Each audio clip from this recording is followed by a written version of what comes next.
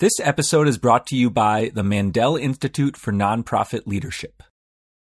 Do you ever wish you had more time to think about the why behind your work?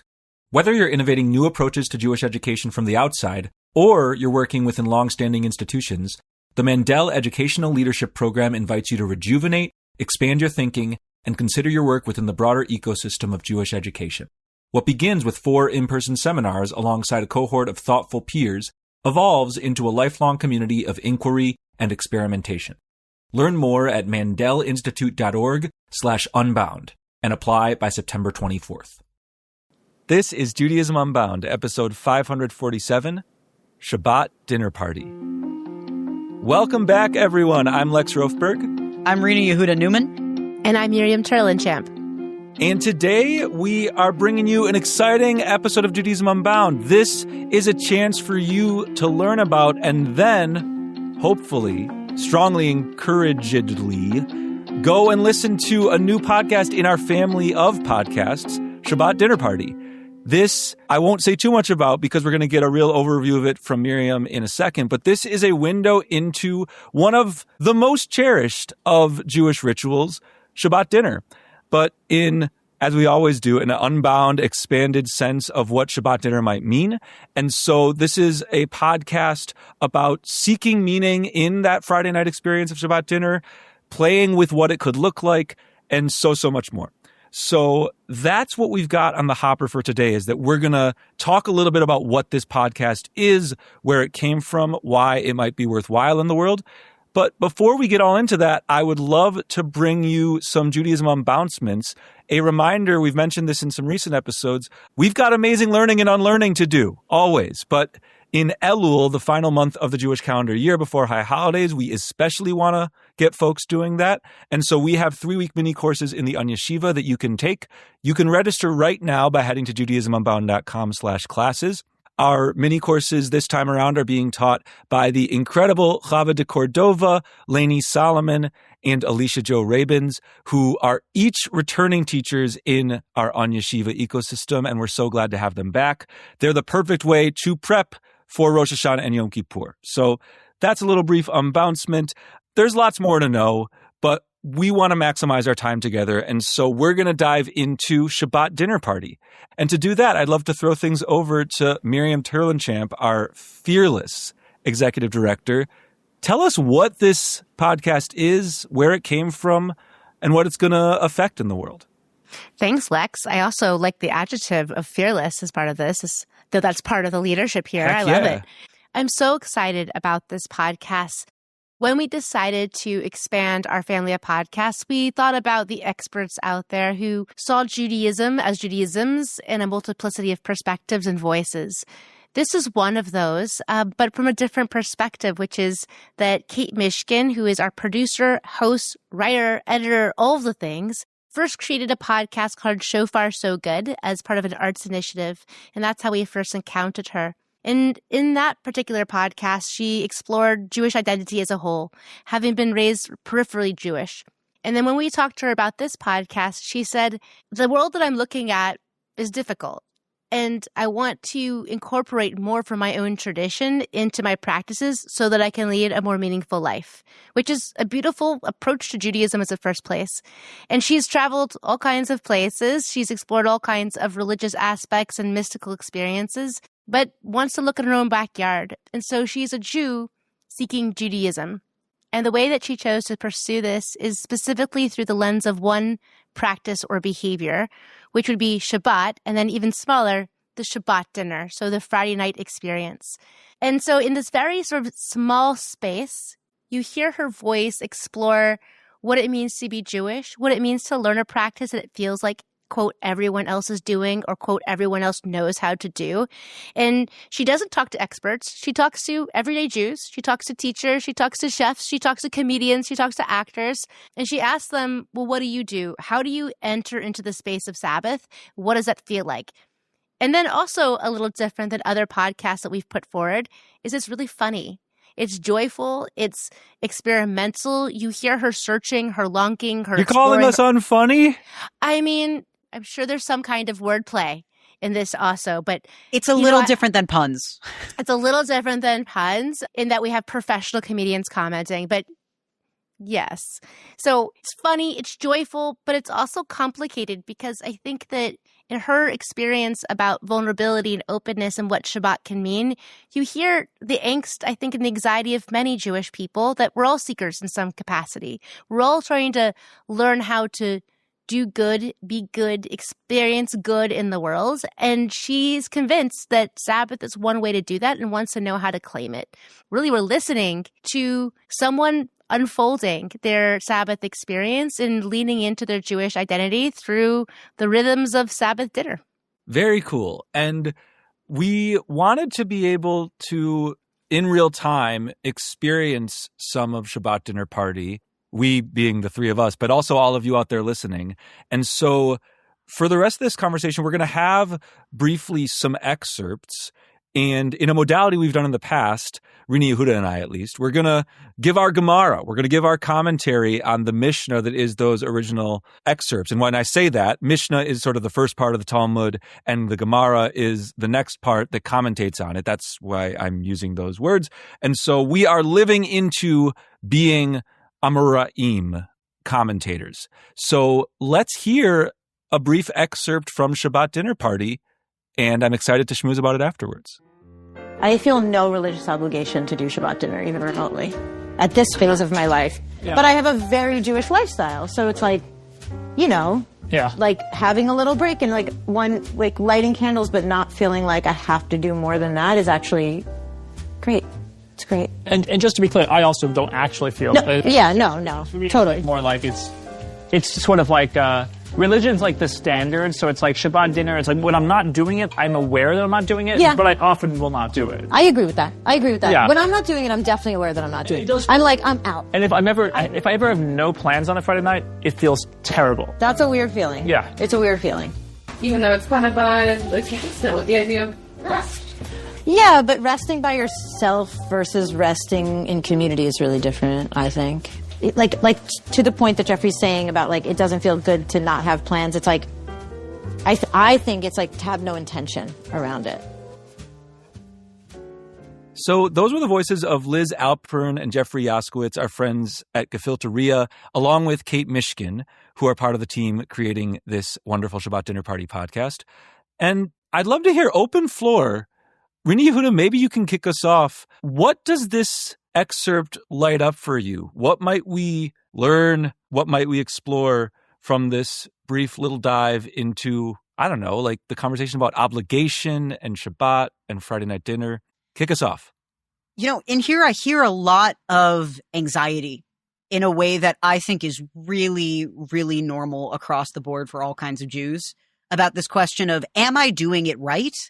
And then the sort of alternative question, which is, am I doing it the way that I want to be doing it?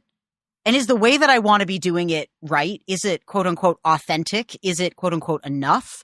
There's so much anxiety about doing Jewish correctly.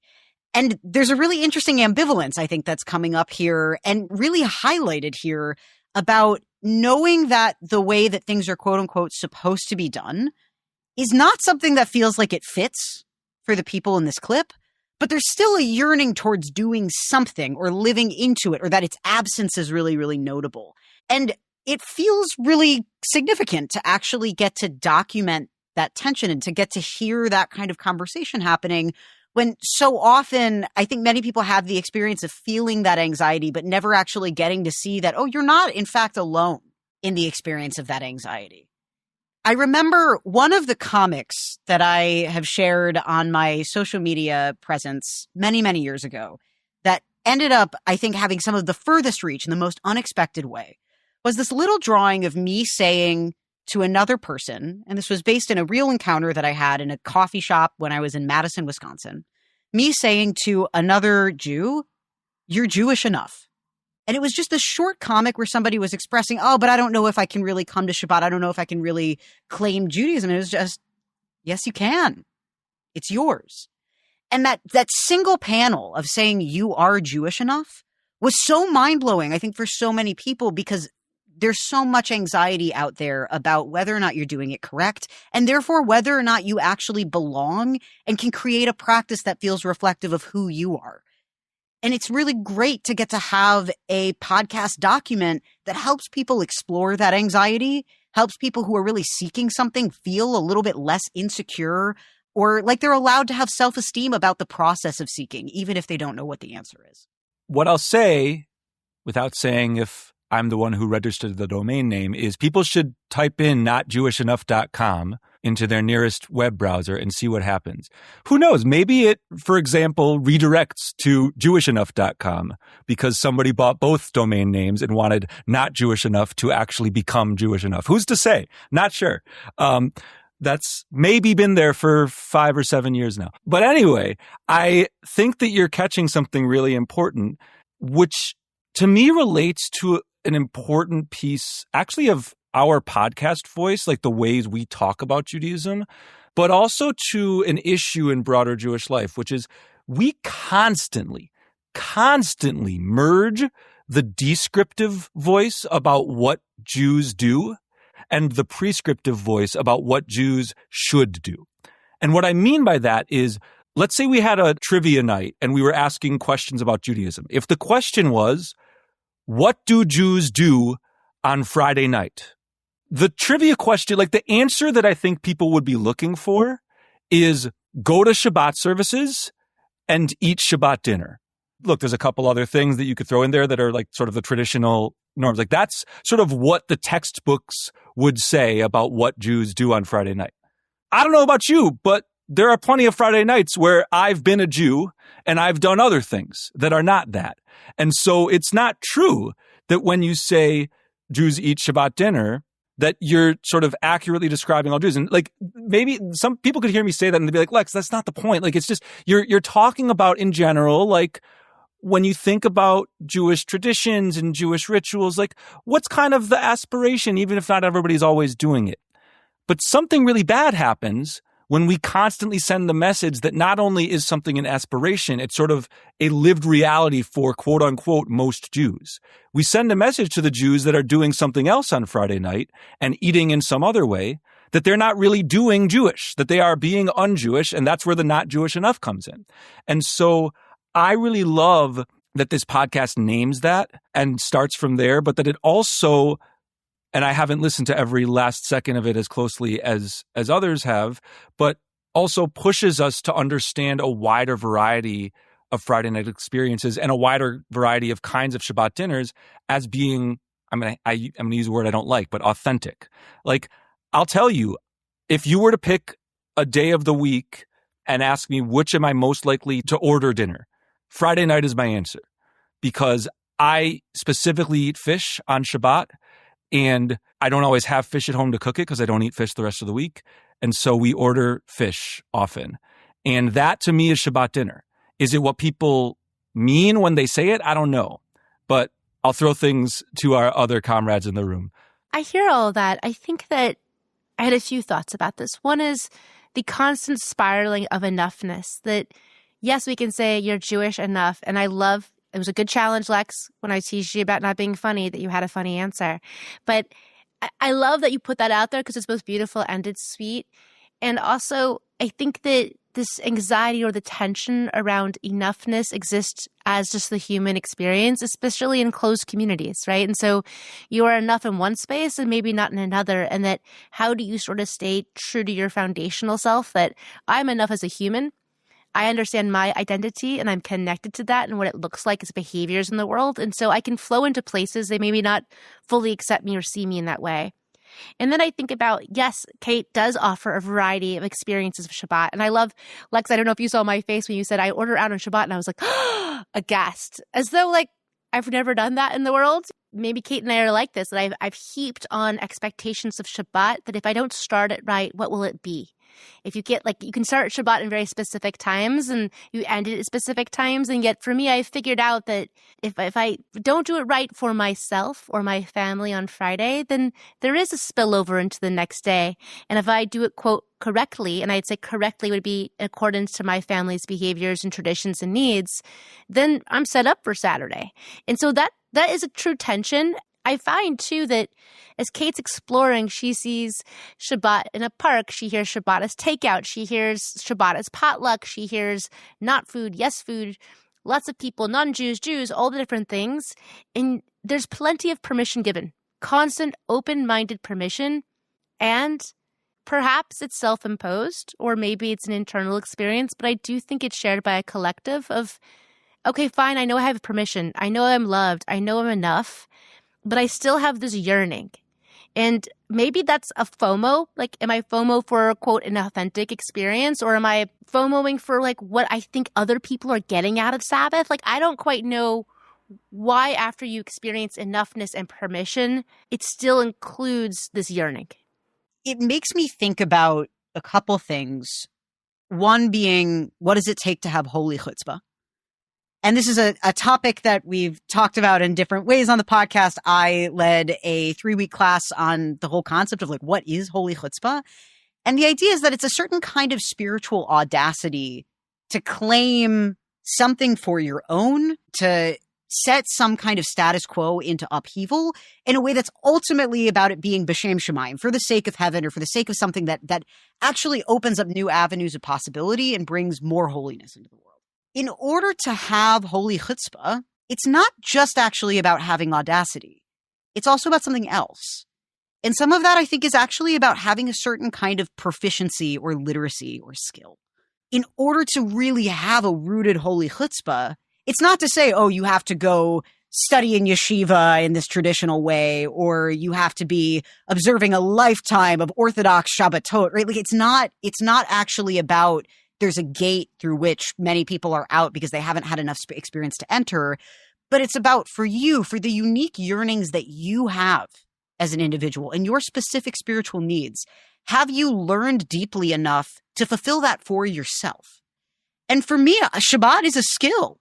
In my life, Shabbat was a thing that I grew up, having Friday night dinners with my family, and, like, it was lovely. I lit candles, we made kiddush, we had motzi, and, like, usually it was a home-cooked meal. But that was where Shabbat stopped. And when I got to a certain age, I realized I need so much more from this. And that was not the tradition that I was raised in. And so I went off to all kinds of different corners of the Jewish world, and I became Shomer Shabbos in a way, observant of Shabbat, in a way that was about trying to build that skill for myself. So that as I accumulated that skill, I would then be able to combine that with my own spiritual audacity to, in an act of holy chutzpah, break Shabbos in order to make Shabbos. Now that I'm living in a place that actually a certain kind of more traditional Shabbat observance would leave me very isolated, there are ways that my observance is changing. And I'm so grateful that I've invested the time to accumulate that skill and have sharpened that muscle that allows me to have that audacity. And so what's beautiful, I think, about the Shabbat Dinner Party podcast is it's also about that process of seeking and exploration and skill building that allows people to have the holy chutzpah needed to claim a Shabbat that actually quenches that yearning, instead of just feeling like it's an abstract thing that you'll never get to, or an externally imposed idea about what the correct spiritual practice really is. Absolutely. I mean, this unlocks a lot of ongoing threads of Judaism Unbound for a long time, that holy chutzpah piece and questions of authenticity and what it means to sort of do things, quote unquote, correctly. But there's more. Let's listen to the next excerpt of Shabbat Dinner Party. When the temple was destroyed in 70 CE and there was no place to bring our sacrifices, that's when we started a home-based Judaism, and why Shabbat started to become about the evening meal. And now, today, we have something more akin to the Shabbat of my childhood, right? Maybe a dinner, maybe getting together with family, maybe going to synagogue, maybe refraining from certain activities, maybe adding in some new activities. My point is that Shabbat practice can look different because it always has looked different. And the pressure that I think some of us feel, and maybe you feel, and I want to put words in your mouth, to, like, get it right. Yeah. We can let some of that go. Because it's changed, and because it's always changing. It's changed, it's always changing. There's the Judaism Unbound mission statement and pulse for our entire existence, right? Like that. There's the whole thing in a few spoken words from our friends Neil and Kate. Yeah, like Judaism has changed. It's always changing. They're talking about the ways in which Friday night experiences for Jews have shifted. By the way, like, reminder that even like the day Friday, if we're talking about 2,000 years ago, like, did we have those names yet? But 70 CE, a couple thousand years ago, there were massive transformations to what it meant to be Jewish. And there's been many moments where that's the case. What I like about this excerpt, sure, they mention sort of a big disruptive moment in our history where the temple is destroyed, and as a result, Shabbat has to shift, and so does all of Jewish practice. But that's not where they end, because the wrong takeaway would be, oh, there's been one really big moment of change in Jewish history, and it's when that temple was destroyed. And before that, we had the temple, and after, we don't, and so we changed things. But the last 2,000 years, like, kind of, okay, we've changed a little, but mostly the same. No, they said specifically, it's changed, and added, it's always changing. It's not just that 2,000 years ago, our Shabbat experience has shifted, our Friday night dinners shifted. It's that there's constantly been, I don't even want to say ebbs and flows. That's not strong enough language. Big old shifts in what it looks like to have this experience. So given how crucial that whole idea of the oldest Jewish tradition being to change Jewish tradition, like that's one of our core ideas in Judaism Unbound, I would love to hear from the two of you if there are ways this particular excerpt lit you up on those lines. I'm thinking about the phrase Shabbat practice, specifically the term practice. You're practicing. What are you practicing for? Talk about practice? Practice. Shabbat practice. You're always practicing Shabbat. You're not getting Shabbat perfect. And actually, the process of practice is the process through which something transforms and changes. It's the process through which you endure growth. It's the process through which you build a skill. I know I'm really thinking about this idea of Shabbat as a skill. I'm harping on that. But one of the things that's particularly salient to me in this excerpt of talking about when the temple was destroyed and Shabbat becoming a home-based practice, you know what other significant home-based holiday there is? It's Passover on Pesach. It's this holiday that actually the tools of transmission are given to the leaders of every Seder. And instead of it happening in the synagogue, it's this highly, highly democratized, narrative, interactive, creative experience that happens in the home. And so by linking Shabbat to a home-based Judaism that I'm also here linking to Passover, I think we're actually getting at something more important, which is that the Judaisms that happen in the home are allowed, and actually not just allowed to, but by definition, have to and are benefited by variation. Every family or group of people or chevra or set of roommates, they're all going to observe Shabbat differently because everybody there is different than whoever might be in another household. And so what does it mean to have a Shabbat practice? It's not one unified practice. It's Shabbat practices, just like there's not Judaism, there is Judaisms. And so I'm really interested in this image of Shabbat becoming this truly home-based practice, because that also implies the multiplicity of different kinds of practices and how beautiful that is and how necessary that is for the constant changing of Judaisms as a whole and as a plurality. I like that. And it makes me think about a piece in the podcast where Liz from the Gefelteria is talking about the benefit of being in community. And that Sabbath is a community-based holiday or practice, practicing. And her example is sometimes you just don't have it in you to cook, or you don't have it in you to do X, Y, Z, or someone else can host. And also it extends the time so you can sort of be together. And it made me think about variety, that when you go to someone else's house just to eat, even if it's the exact same meal, it feels different. It feels different in terms of what you wear and how you present yourself, that being in connection with other human beings naturally includes variety. And also, when we're talking about Sabbath being shared, there is, I think monotony is the wrong word, but some kind of connection between us that we're all doing the same thing in roughly the same ways, sort of. Ritual. Yes, I think so. I think it does matter that for many people in the Jewish world, the way that Shabbat begins is with the sparking of lights, or the igniting of light of some kind. Now, that might not be true for everybody, and that might be tea lights for some, and they're doing a whole bunch of them, or that might be just 2 sort of classic ones in your grandfather's, antique from someplace. I think there's all different ways to be doing it, but I think the commonalities is also something that we're chasing, that the variety is only interesting because we also have a baseline. And then that pursuit of what does it mean to have an authentic baseline that is also recognizable by my peers or my intended shared community, or maybe for the community I do not have because of where I live or the life that I live. And then we have a loss there about like variety actually feels scary to me. And I think that balance is part of practicing, probably, of figuring out how to be rooted within that variety and also rooted in the consistency that might at times feel boring. Currently, Judaism Unbound is working actually on a variety of projects about Shabbat. We have Shabbat Dinner Party, we have Shabbat Unbound, and on the back end, in a behind-the-scenes way, we're also working on a Shabbat book. Now, I won't tease it too much, but Miriam, thinking about what you've said about what does it mean to have legible practices that connect us to other people because there is some framework that is reproducible, but also is able to break the frame based on what people actually need in that moment. And I'm thinking, Lex, also what you were saying earlier about prescriptive versus descriptive ways that people are observing Shabbat. Some of what we're trying to do in this book is actually describe what are Jews doing. And the example that comes to mind, which I've written a little bit in the book, I'm thinking of a story that was told to me by somebody who I met at a Shabbos meal, who said, well, I was on my way to a Robin concert and it was Friday night and I didn't have candles. And so for Zocher Shabbat and Shomer Shabbat, the 2 reasons that are often given as to the two of the candles for the practice of those who light 2 is that because I didn't have 2 candles, I lit a cigarette and a spliff instead of my candles. Right. And I made Kiddush on a Slurpee. Right. And it's funny, but it's recognizable. Because actually, it still fits within that paradigm.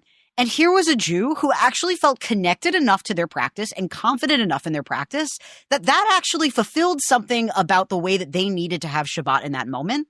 And they told that story in a way that, like, I got the sense that was really the Shabbos that they needed to welcome in. And it's certainly not traditional, but it still bears resemblance because it fits within that container. And then it also completely breaks the mold. And it's cool to get to see the ways that descriptively Jews are actually out in the world doing that.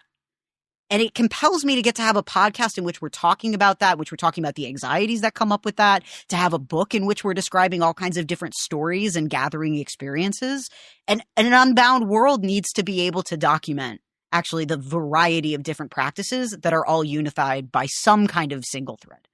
Wow, so many things. First off, that's really cool. And I hope that people take the challenge of finding the creative 2 candles that are not just candles. I will remind folks the literal blessing that is said, L'hadlik ner shel Shabbat. It blesses a candle, singular. It does not bless 2. It literally doesn't say that there's 2. It implies that there's only 1. And so the fact that we have 2 is itself a testament to change over time. That when this was initially conceived, the idea of blessing light, blessing fire, blessing candlelight on Shabbat, the idea was you'd do 1. And that applies to Hanukkah too. It says directly in the Talmud, the fancy schmancy folks, sure, they can light more than 1 candle. Most people light 1, but if you want to light up to 8, here's the debate about whether you start with 1 the first night and go up to 8, or whether you start with 8 the first night and go down to 1. All of this is a testament to change over time. There's 2 things I want to both agree with and push back on, and they are legible Judaism, the idea that we need to focus on legibility when we think about these rituals, and the idea that Shabbat is home-based as a descriptive or prescriptive statement about the past or the present or the future. I think both of those have truth to them, but I want to be cautious with how thickly we underline their truths with red pen or so. I relish deeply, and I want others to relish, the experiences of Jewish life that toe the line between legible and illegible, that tiptoe between recognizable and unrecognizable. To quote B'nai Lappi, who talks about there's going to be an unrecognizable Jewish future, and that excites her. That excites us. We're all on the same page there. And so none of us would articulate that, like, the only Jewish rituals we should do need to be recognizable. And you didn't say that, but you were talking about the magic of recognizable. And I want to hold the magic that comes with specifically the spliff and the cigarette. That, like, you're right, they are legible. Like, in order to understand what's happening fully, you kind of do have to know about the two candles classically. But the magic is also that it's so unexpected and so different that, like, if you didn't explain to people what was happening, it would be illegible. They wouldn't know. If you lit the spliff and the cigarette and just, like, went about your day, nobody would know that you just did a Shabbat thing. I think that that's important. And on the home-based front, I sometimes call myself a green eggs and ham Jew. I like that it has ham in it because people think of that as unkosher. But what I mean by that is I like Judaism in a box, with a fox, in a house, with a mouse. Like, I want to do it everywhere. I want to figure it out. I want the improv game of figuring out Judaism everywhere. I think there are amazing, beautiful ways of experiencing Shabbat in a home, and I do it all the time, very regularly. I also have Shabbat not in a box or with a fox yet, but I'd love to. In my backyard, on the street corner, in the movie theater, in, like, make your lit. And now we could have a long conversation about whether it's automatically Shabbat just by being Friday night. I don't mean that anywhere I am is equally a Shabbat experience. I mean that when Val and I are in a restaurant on Friday night, it is really meaningful for us to actively set aside that whatever we've ordered as our drinks, we're going to say Kiddush over it. We're going to say the blessing one says over Shabbat beverages. It's not only over wine, it's over anything you're sanctifying for Shabbat. And we've done that many, many times, and we've sung in a really quiet voice, Shalom Aleichem, in the middle of restaurants. If you're thinking of the scene in Nobody Wants This where they do this, know that me and Val, like, laughed hysterically when the two main characters did Shabbat in the middle of a restaurant, because we've done it so many times. Basically, I'm not denying the home-basedness or the recognizability piece, but I wanted to throw into the space that we love a good home-based ritual. We also love all the other kinds of Shabbats that can happen. We love a recognizable, legible ritual. We also love the illegible ones. I think a lot about this, too, of how much do you have to explain in order for it to be recognizable? And it makes me think also to the top of our conversation about what we call ourselves and what does it mean to be Jewish and Jewish enough. I'm wondering if what you two think about this, that is the difference that you have to identify it as that. So a hike I take on Shabbat is a hike until I call it my Shabbat hike. A split and a cigarette is just my way of entering a concert until I name it as something. That naming something and identifying it as such allows it to be imbued with the sacred energy of what we're trying to do. And how much information do you need that? Is there another way to delineate what it actually counts? You know, and I say counts for myself or for others as a Jewish practice. And is it more than just naming? It's a really great question. And I think that that's a lot of the tension that we hold as an organization. I think it's part of what makes Unbound Judaism really interesting and intriguing. And I think now that I'm a co-host on the show with Lex, I think we have almost a different polarity about it than Lex had with Dan in these questions about what parts of the tradition are we taking with us? What are we carrying over? What do we want to affirm? What do we want to throw away? What creative tensions happen between tradition and innovation, legibility and illegibility? And the other question of to whom do we actually owe legibility, I think is really actually the unifying question that I think is deeply baked into this organization. That actually I might not need to make something legible if I myself know what it is. If I have a deep sense of that thing, or me and some other people really know what we're doing together, I don't actually have to make it legible to a Jewish authority, to an outside perspective, to a non-Jewish world that wants to class things as being Jewish or not Jewish.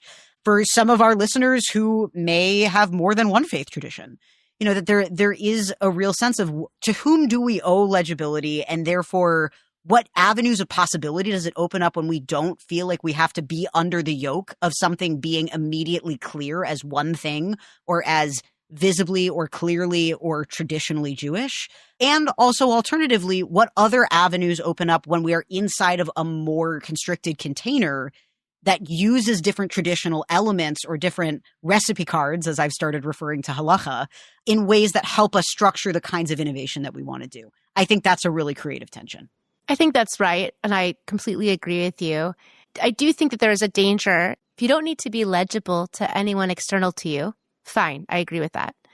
And that is how belonging happens in community, is some version of legibility.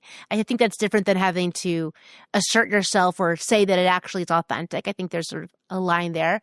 But I do think if you don't have intention and a naming for yourself, that it's a quick downward slope, that if no one outside sort of sees it and you yourself is like, okay, like I always am curious, how do you know you violated something? If the boundary isn't clear or the intention isn't clear or what is, in this case, Sabbath practice? What is the Friday night experience for yourself, the entry point into Sabbath? If you don't have a clear sense of, I think the practices and behaviors might change, but the feeling of it, the experience of it, I think does have to be thought through for the purpose of, like, how do I know when I've missed it? Is it just that I feel stressed out because I spent the time painting my child's room? Total anecdote, didn't happen this weekend. But how do I know when I've broken it, even when I've done everything the way I think it should be? And I do think legibility helps with accountability. And I think accountability not as a punishment or like you've done something wrong, but as like your workout buddy. Who's your Shabbos buddy to say like, hey, is this how we want to spend this time? So I do think there's a tension there also. Yeah. I think that's a beautiful note to end on. I mean, without going into all the ins and outs of what my practice looks like, I try to hold myself accountable on both the legibility and the illegibility. So, like, if I have a long period of time where my Shabboses feel like they'd be hard for other people to understand as Shabbat, like I didn't go to a potluck for a while, I didn't go to a service for a while. Like, for me, it's not going to like institutions more. It's like I do value certain pieces that are more legible, even if they're still kind of in an unbound framework. And also, if I go for a while and I haven't spiced up my Shabbat in a new way, I'm nervous about that. Like, I want to be accountable to falling too firmly into pattern and not pushing myself to figure out the ways in which my Judaism will be newly inventing and reinventing as well. So I agree with you. It's not that any of these words, legible, illegible, recognizable, unrecognizable, are the clear goal. It's that having our eye towards them and then mapping them onto our experiences of Shabbat and our other Jewish practices generally feels like it's likely to yield fruitful, meaningful, energized Jewish lives. Thank you for that, Lex. And I think as we're closing up, there is an invitation here to our listeners, to our community out there of people who are practicing the balance between all the variety of practices, that as you listen to Shabbat Dinner Party and you accompany Kate on her joyful process of discovery, that you take some time to think for yourself. What does it mean to enter into Sabbath practice? What feels authentic to myself? How do I know when I have violated? And also, where are the connecting points of being able to be read by other people in my community to help me be accountable to it? To experience the podcast as a joyful guide through that way of thinking. When we're thinking about gender identity, there's a common way of talking about being trans that is, well, you're trans if you experience gender dysphoria. Right? If something feels wrong, if you violated something. And that is an important road sign. It is absolutely a clear indicator that something needs alignment because it's not adjusted in a way that is correct for you. But there's also gender euphoria. So this question of how do you know when you violated something is such a useful road sign in navigating Shabbat practice. And so too, just like we have gender euphoria, the idea that something feels correct and feels exceptional and wonderful, what does it also look like to experience then Shabbat euphoria and when Shabbat feels correct? And knowing the uniqueness of your Shabbat practice that feels correct for you because it's the one that connects with your own neshama, your own spirit the most deeply. That's really gorgeous. And as we close things out, I'll just point folks toward our most ancient texts on Shabbat. I think when people think about what legible or recognizable Shabbat's dinner and otherwise look like, they often start with what one doesn't do. And that feels like it ties to sort of the dysphoria piece that you're mentioning, like what one would actively avoid in order to be in alignment with Shabbat. There are rules about like don't do X, Y, Z in the Torah about Shabbat. There are fewer of them than some like to say, but there are such rules. Also, the two biggest ones are what we said before, Shamor, Zachor. Those are both tases. Those are things you do, not things you don't do, which is to say keep Shabbat and remember Shabbat. Neither one of those is defined super deeply. It doesn't say make sure you sleep X number of hours, because if you sleep fewer than that, you're not likely to get the full juice out of the rest goals of Shabbat. I think that might be good, by the way. Like I try to sleep in on Shabbat. Like that's actually part of how I keep myself accountable, is I try not to have to wake up too early if there's any way I can avoid that. But what are the others? What are the ways that we want to actively sculpt what Shabbat does look like, what Shabbat dinner does look like, along with what it doesn't? We can, in fact, learn from what we want to be and from what we don't want to be.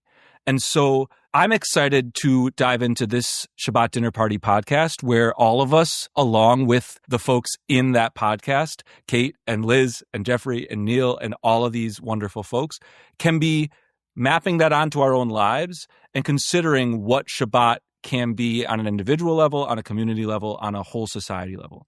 So we, of course, want to start by encouraging you to subscribe to this podcast. It's going to drop in a week, and that means that you should stay super ready, at the email inbox ready, at the phone notification ready for that little Shabbat Dinner Party notification. It's going to blow your mind. It's going to make your day, your week, your Shabbos.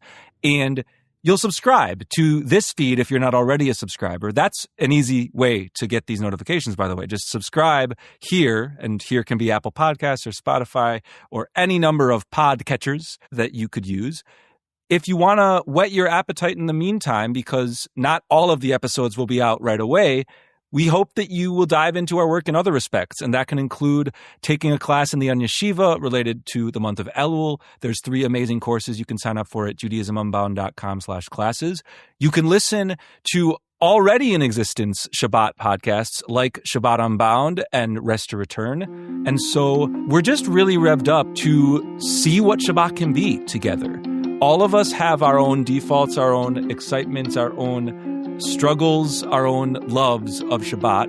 Let's dive in fully and see what emerges when we can take Shabbat to new levels. So that's going to be our closing note. And with that, this has been Judaism Unbound.